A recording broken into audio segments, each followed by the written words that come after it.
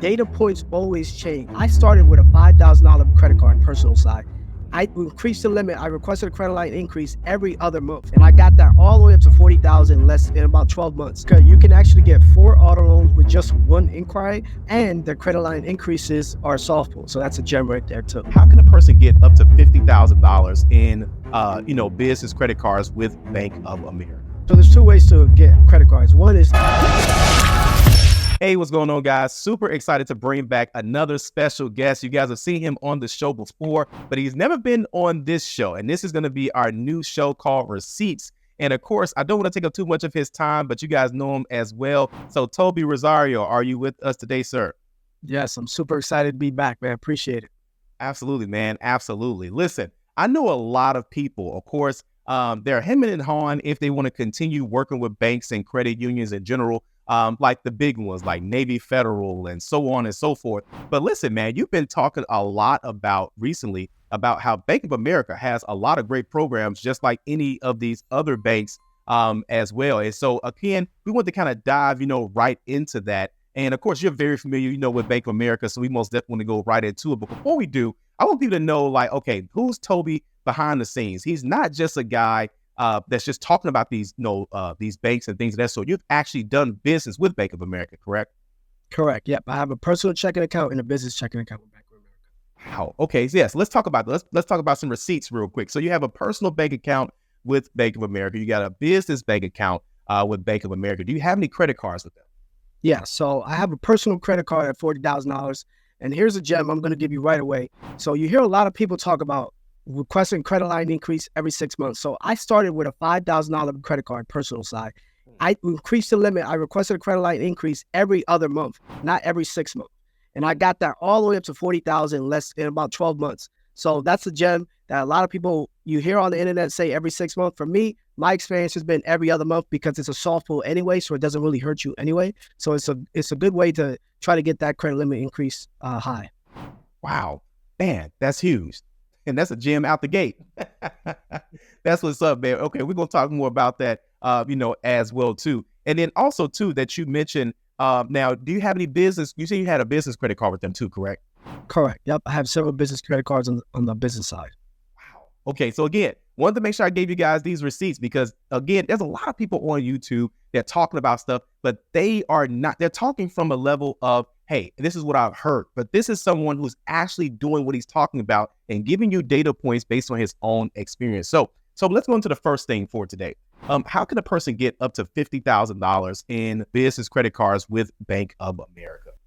Well, the first thing you need to understand is Bank of America is definitely a relationship bank. So you definitely want to have a personal or a business checking account before you apply for these products.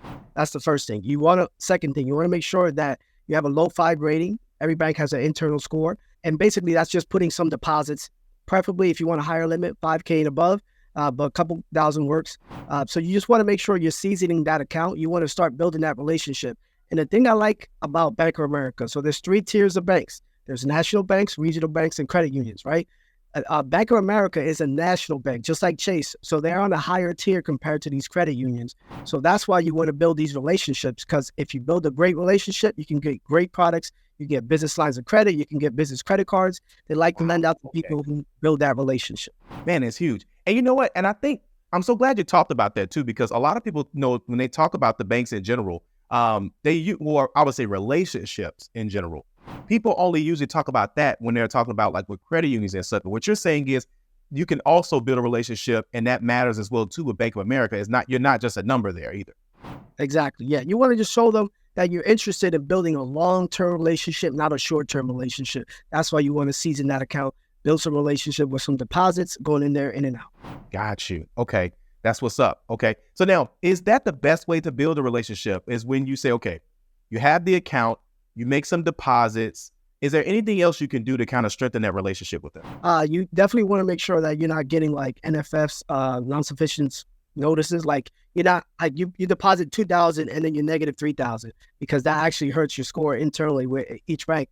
So you want to make sure on top of that, building that deposit history, you're not making it negative, because they can actually see that. So you want to keep it positive. You want to make it positive cash flow into that bank account. Okay. You guys got that. Hope you guys writing this stuff down. Positive cash flow and of course, not trying to have any insufficient funds, inside of these bank accounts as well. All right. So awesome.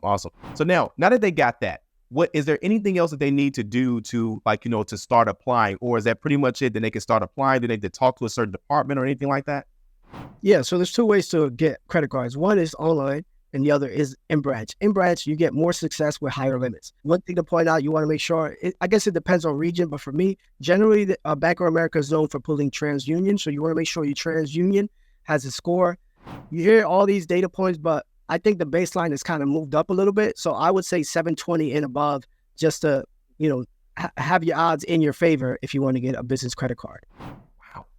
Man, that's huge. Listen, also too, guys, I got to drop this. I got to let you guys know this.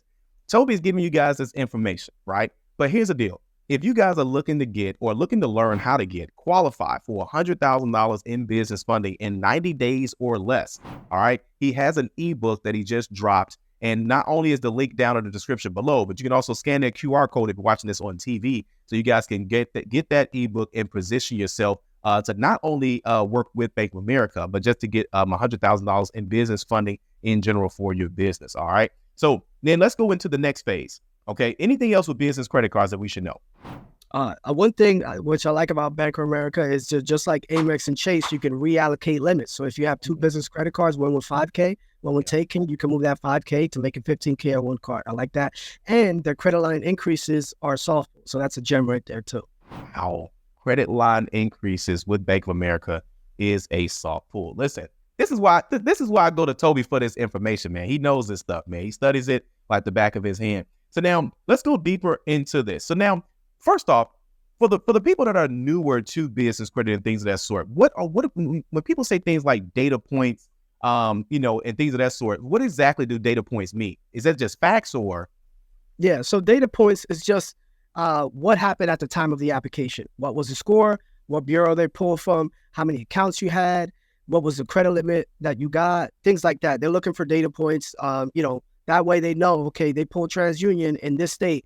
I know I can apply because my TransUnion is good on this state. Oh, you got that score? I should be able to probably get that same limit because you got that score. They look at things like that. Got it. Okay, perfect. Hope you guys writing this stuff down. Okay, all right, perfect. Now let's transition real quickly to Bank of America and their auto loans. Now you said it was something special about their auto loans. There's even a hack. So could you break that down for us?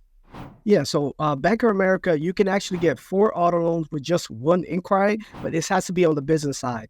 The benefit of that is as well, if you have a personal loan with any bank, you can refinance that into a business loan with Bank of America. That way it lowers your DTI. Now for that, they generally pull Experian. You could get up to $75,000 across the board as far as the loans, but no docs. Anything after that, you probably have to provide docs. So just make sure that you're staying under that $75,000 threshold. $75,000 threshold. Now, okay, when you're saying $75,000, that's the amount that you're looking to get, that you're trying to borrow, correct? Correct. Yeah, that's the max that you can borrow for the auto loans. Anything over that, they're going to ask for documentation. This is on the business side. Yep. Got it. Guys, this is huge. So this is getting an auto loan in your business. And if you wanted to position that to where they may not ask for as many documentation like that, got it. Okay. So only if it's over $75,000. Man, that's huge. That is huge. All right. Perfect. Anything else about Bank of America we should know about? I pretty much covered all of it. Another hack that you can do is you can get 2 credit cards with one inquiry within that 30-day. So you could basically double dip. You can apply for 2 credit cards in one day, get one hard inquiry. That's another one that just out my head. That's what's up, man. That's what's up. Now, how do you know all this about Bank of America? Was this just something that, you just learned over time? You just studied over time? Or how did that happen? Yeah, personal experience. I mean, one thing about me, I'm very inquisitive. So I ask a lot of questions. Even on my denials, I want to know exactly why I got denied. So it doesn't happen again, and I can make a record. Okay, they denied me because of this, because my utilization was too high or whatever the case is. That way, going forward, I know exactly what to look for and I can be more strategic. That's right. Absolutely. Listen, guys, that's a gem within itself.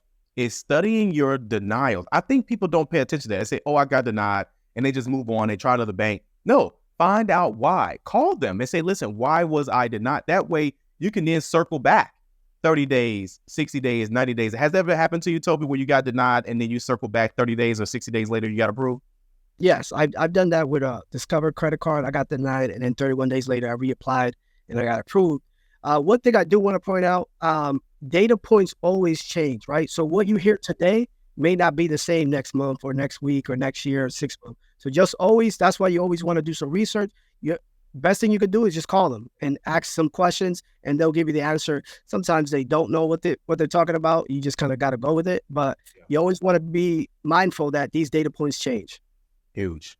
Man, that's good to know, guys. So again, the data points he has now, they're the data points for right now. But banks can change things at any time, not just because people are figuring it out. Because at the end of the day, they want to do business with you.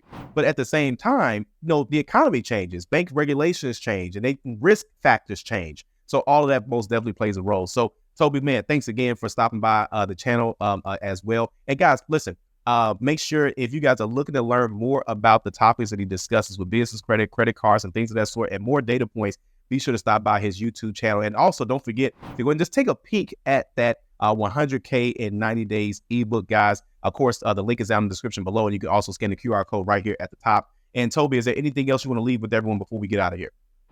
That's it. You get, credit is just like a game of chess. You want to be 3 to 5 moves ahead. You want to be very strategic. Know your data points. Know what your profile looks like, and then you can apply and get a whole bunch of funding. That's right. That's right, man. Thanks again, Toby. We appreciate you being on the channel, man. Talk to you soon. I appreciate it. All right.